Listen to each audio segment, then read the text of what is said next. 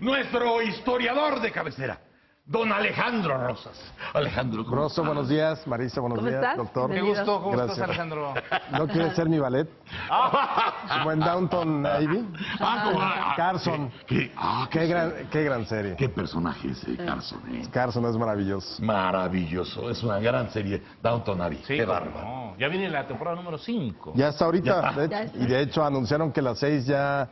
Con las 6 termina, desgraciadamente. Ah, ¿en serio? Porque además realmente ahí es donde te das cuenta cómo puedes plantear verdaderamente un periodo histórico sin que sea una serie histórica. Exacto. Vas viendo, va paralelamente corriendo la historia, va paralelamente, te vas enterando de todo. La Primera Guerra Mundial, desde lo del Titanic, la Primera Guerra Mundial, la posguerra, cómo se va desmembrando toda esta estructura de la realeza de la época victoriana, ¿no? Creo que así es como se deben de construir las series, no históricas, sino ambientadas en un periodo histórico. El guión es maravilloso. Es maravilloso. Y- El guión siempre gana. Y desde luego hay un entorno del cual siempre te enteras. Claro, y además en el guión es una novela, una telenovela que vería, los ricos también lloran, Ajá. cualquiera de esas, nomás Sí, que claro. contada de una manera muy fina, bueno, los Unos ingleses. actores. Las locaciones son extraordinarias, sí, Maravillosos. verdaderamente vale la Y de pena. pronto llega el radio. ¿Qué tal que llega el radio? claro. Pero que nadie quiere el radio, porque es una cosa del demonio. Que además- hasta que va a hablar Jorge V. No más, no más. Entonces hay que llevar el Y radio. por ahí dice, por ahí alguien dice, esto es una moda pasajera. ¡Ah, sí! El radio. Sí, muy bien. Estupendo. Estupendo. Oye, ¿qué nos traes ahora? Pues mira, esta semana, que además, después de la intensidad que vivimos ahora, Sí. parece que inicia una semana más tranquila, entre comillas. Sí, ¿me lo juras? Fírmame, ¿no? Yo espero. Sí, estuvo como muy agotadora la semana pasada, ¿no? Sí. Porque además, ¿sabes qué? Lo que está sucediendo en México y que de pronto lo perdemos de vista es que los actos, sea de unos o de otros, terminan por polarizar a la sociedad. Sí.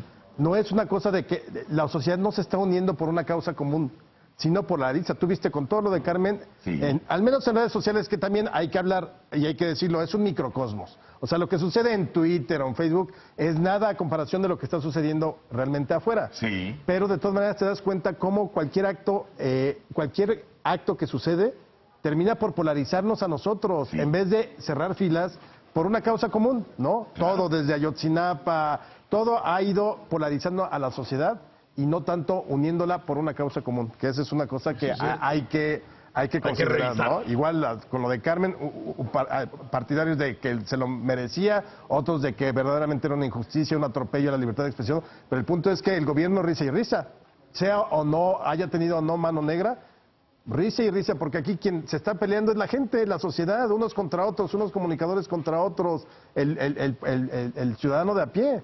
Sí, sí. No obstante que es un microcosmos, es una gran muestra Claro. de lo que está sucediendo en el mundo real. Divide y vencerás.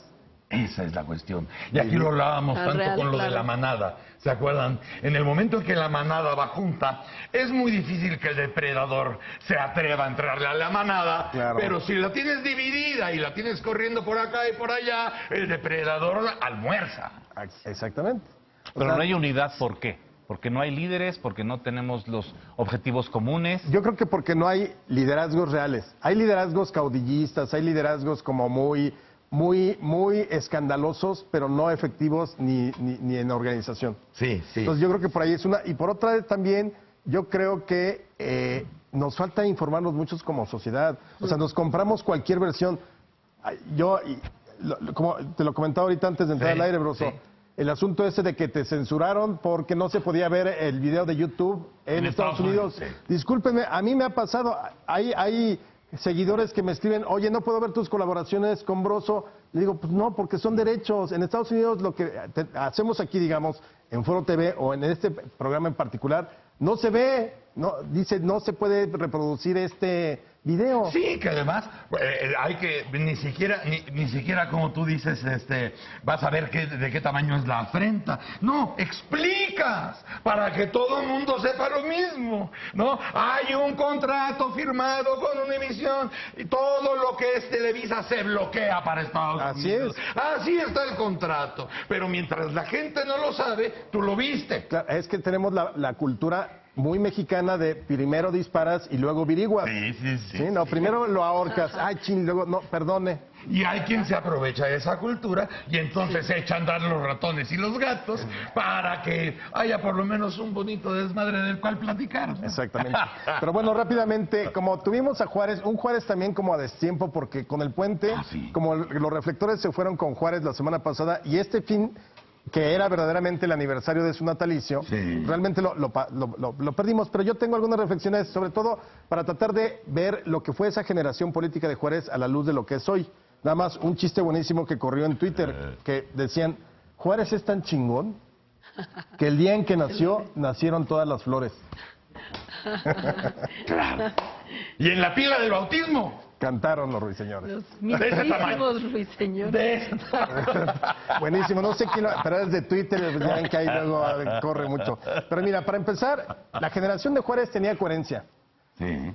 E incluso la de la oposición, que eran los conservadores, es decir, fueron personajes que se murieron con sus creencias políticas. Se lo escribió Víctor Hugo. Claro. Se lo escribió. Que por ahí también ya tuiteamos el fin de semana la carta, por desde ahí luego. en mi tele la pueden buscar. Pero efectivamente, tanto liberales como conservadores, la mayor parte, digamos el 95% de ellos, se comprometían con sus causas hasta la muerte. Sí. Ahí está Miramón, ahí está Mejía, ahí hay varios que eran conservadores y claro, podemos juzgarlos, podemos analizarlos a la luz de si apoyaron al imperio o no. Pero ellos creían en su causa y la defendieron. No amanecían azules, al mediodía eran verdes, luego eran amarillos y tricolores al final.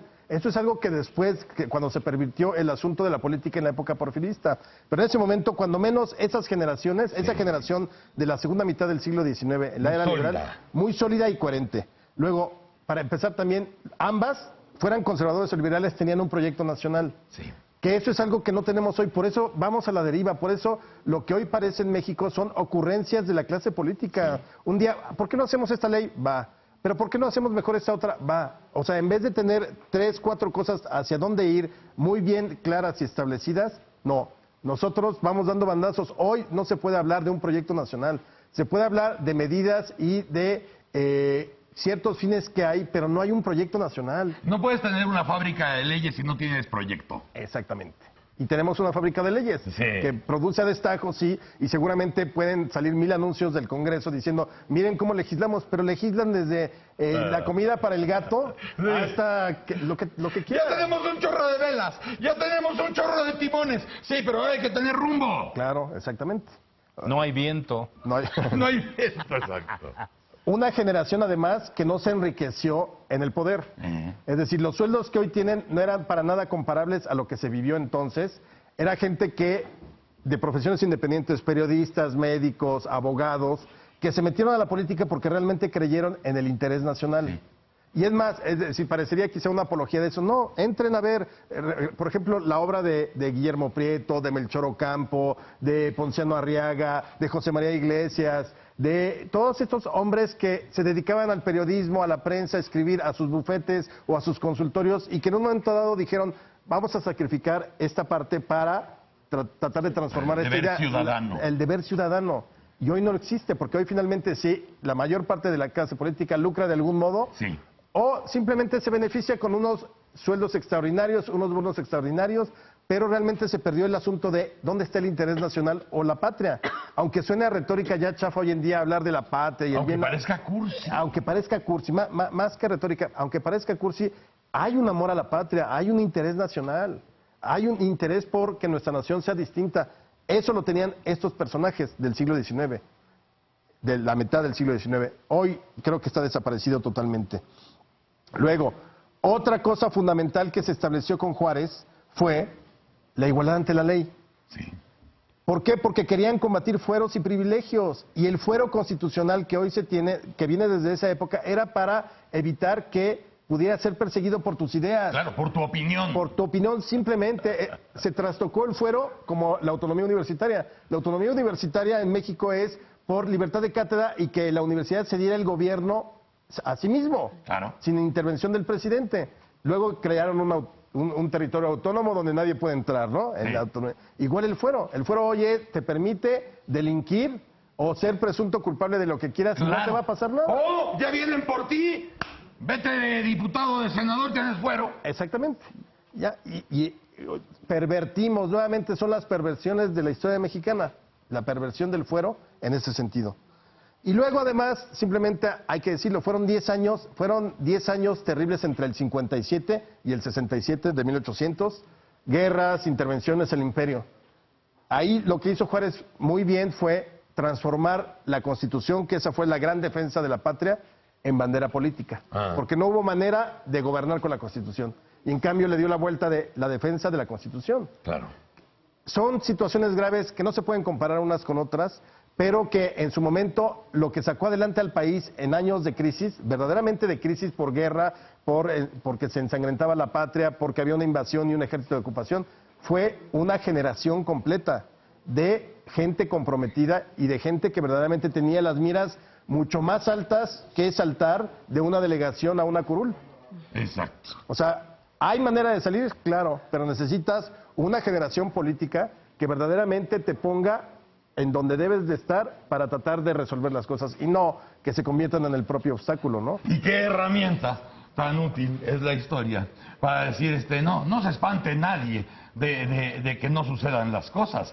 Vayamos a ver toda una generación que hace toda una clase política que hace que el país pueda ir al siguiente piso, a donde le corresponde, ¿no? Claro. A poder seguir haciendo camino y no estar chapulineando a ver cuál es el sueldo que viene, ¿no? O simplemente dándole la espalda a la sociedad. Así es. O sea, nunca hemos estado menos representados en la historia de México como hoy, que es cuando más democracia en teoría hay. Así es. Se supone que son nuestros representantes, pero la verdad nos dieron la espalda. Jamás ha habido tanta distancia entre la clase política y la sociedad mexicana. Así es. Gran clase de historia. Broso, muchas gracias. Gracias a ti, Alejandro. Bueno, Alejandro Rosas, nuestro historiador de cabecera. Señora, muchas gracias. Muchas gracias a usted. Gracias, doctor. Que le vaya muy bien. Muchas gracias. Mañana, Chamacos sin Remedio, a las 6:30 por Foro TV. Aquí estaremos con ustedes, lo quieran o no. Si tienen tele, ahí se ven. ¡Órale!